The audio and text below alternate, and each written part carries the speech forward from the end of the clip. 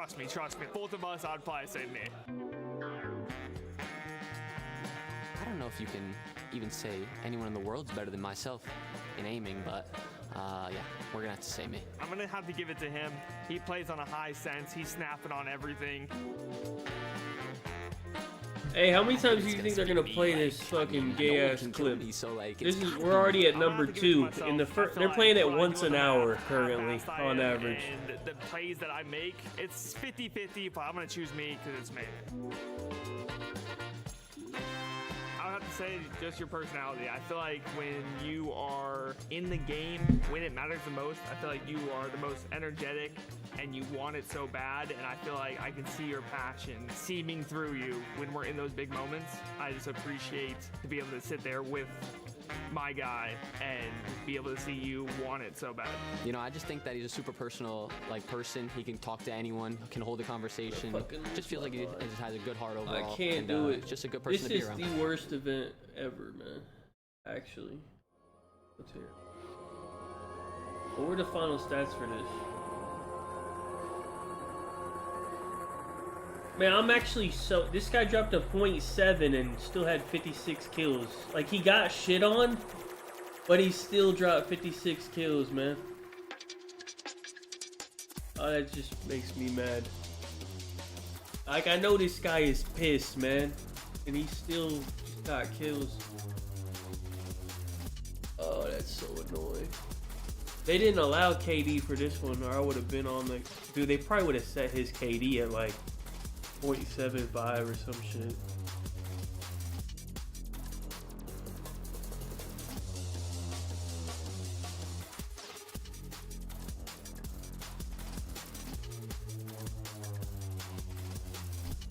Bro, what is this, man? Show resumes. This is fucking ridiculous. What's up with the other stream? Let me see. Actually. For you, it's going to be Surge versus Team Orchid coming your way right after this. Fuck off, man. Just fuck off. Bro, honestly, I'm gonna be honest, we would have been better off all sleeping in and just not even watching this shit and then watching it later and just skipping through and only watching the matches. I woke up for Hixie to slay out and drop a .7 and Optic to not take it serious. I woke up to lose money and just sit here and listen to this gay music. For what, man? I could have been sleeping right now. I could have woke up at like 12 and watched all the good matches. This is fucking My name is Miles ridiculous. Ross. I'm here at the Esports World Cup with Mercury. Yeah, because I'm pretty sure Optic, and I have some quick fire pool questions play for you boys. You ready? Hell yeah. But you get eliminated. Yeah. So like, Question number 1. if you lose Who's 2 more matches, likely to you're trash out. Talk the other team. Oh, between us? Yeah. You, yeah, probably me, but I don't really talk trash online. Like online, I don't really type in because I'm kind of another fucking interview. Oh, you're online. You're up like this. Yeah, I'm literally like. Yeah, the pistol's out. Holy fuck! Yeah, we've seen you. Who is more likely to pull off a crazy clutch? Or No more interviews. Yeah, I ain't gonna lie. I'd probably say me. I mean, I'm you know, Flash. Who is the bigger jokester when the cameras are off? Honestly, I'd probably give no cap. I feel like when the camera's off, like he's just saying funny nicknames and he's a troll. He's a little troll.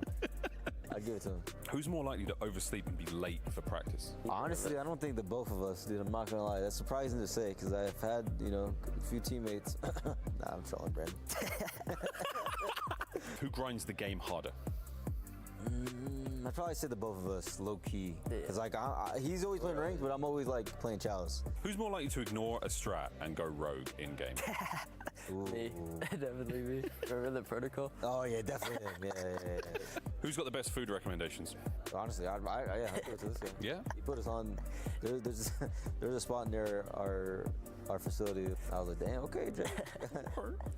Who's more likely to say we're still in this, even when you're close to losing? Bro, I'd never give up. If it's 2-0 in control, like we're down. We stayed in our heads, but actually, yeah, I'd probably give it to Miz. Yeah. Guys, thank you very much for your time. Appreciate Hey, it. See you later. Start the game. History made. This right is crazy. Here tonight in Riyadh. You know what to expect out of these guys. They're consistent. When we match up versus them, I feel like it's always a slugfest. I think that core 3 of Simp, Abizi, and Celium, those 3 kind of always been together. once we had that confidence, I feel like we had the 4 best players in each role. And I feel Why like is there the so playmaking we many have fucking and the ability to interviews? Win gunfights that most people can't. Dude, start the game. Match that type of form. FaZe not And I even think that's why we won playing. 2 tournaments already, and we're looking for our 3rd. We know What- how what's good we are, this? and then that's when our confidence is like peak. And I feel like once we hit that mode, there's just like no one that can stop us.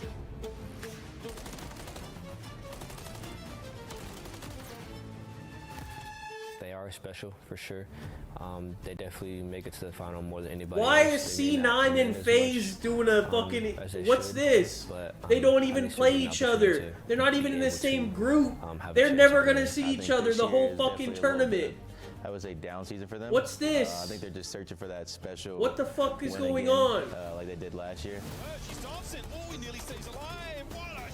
I feel like we have a lot to prove, obviously, after coming off a top 6 at Champs again, which is obviously not the greatest. just and can't- we were all pretty I don't know disappointed what's in going ourselves for on. that, So I've been putting in a lot of work the last few weeks. Can we play? still on stage. When we get the ball going, we're here. I feel like last year in EWC, we were here, we were playing very well, and I think when we get into that mode and we are playing the way we are, we're gonna win again. What was the point of this? They just want to dick My ride name is FaZe Miles for Ross. I'm 10 here at the minutes now? Esports World Cup. Now with what? Matt and Vivid of Omit, and we have got. Oh my god! Ready. Nobody asked for a Mac and Vivid interview. Start the fucking game, man. Who the fuck asked for this? Not one person. Out of game or after a match. Nobody asked. Pull off a crazy clutch. What the fuck? No, I'll take it. Is this serious? I'll take it. Who's the bigger jokester when the cameras are off? What? Yo, what the You fuck? big prank guy. I can't believe what's going on. Like carefree. Yeah, right on, man. Love that. Who's more likely to oversleep and be late to practice? This is crazy. I want to say No, I'm not watching it. Fuck off. And this one show resumes.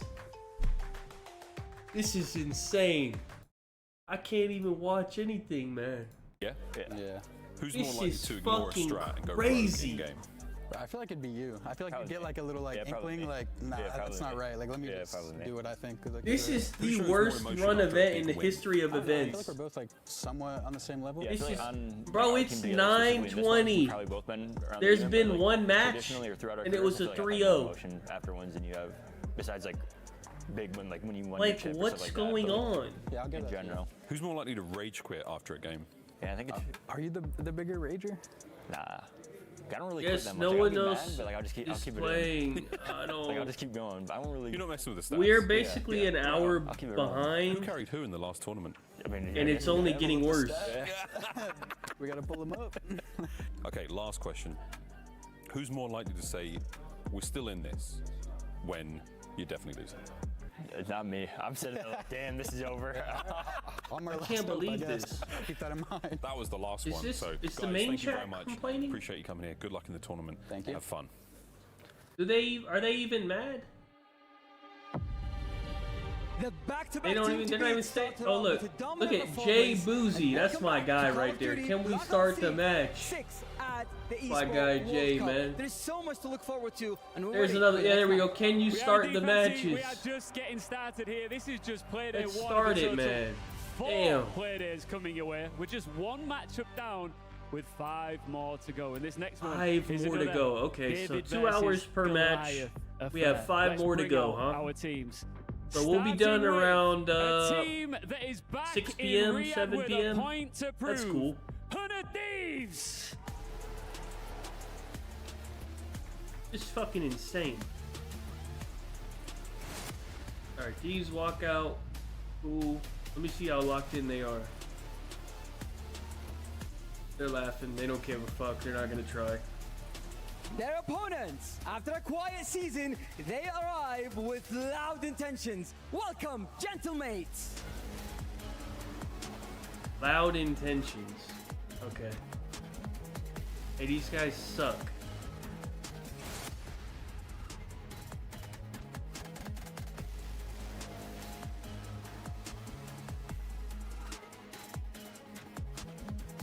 It's a super team seeking a redemption arc versus underdogs with intent.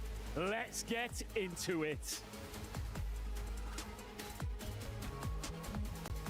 They're already set up, right? They're not about to now do their settings and all that, right? They're already like ready to go, right? Surely. Welcome back, everybody, as we're here in Riyadh for our second matchup of the tournament. And it is, in certain regards, David versus Goliath. Hard to say with the recent performance, though, from Thieves on another major stage, whereas for Gentlemates, a chance to try to reprove another No, new I roster. think they're already And Shift set here up, with man. my man, CJ Ton. Thank you very much, Shift. Excited to be here alongside of yourself, and excited for what should be a relatively interesting matchup, just purely from a storyline perspective, as you say. Like, for the side of Thieves, we're fist bumping. We're starting. We're starting. Disappointing time in Kitchener.